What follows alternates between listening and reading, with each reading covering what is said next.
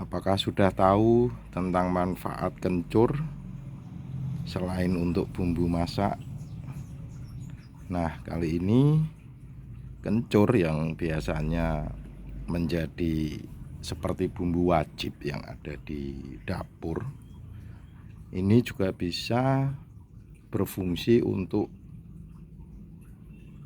mengobati batuk berdahak ataupun batuk kering dengan cara kencur ini kita cuci bersih, lalu kita kunyah dengan garam dapur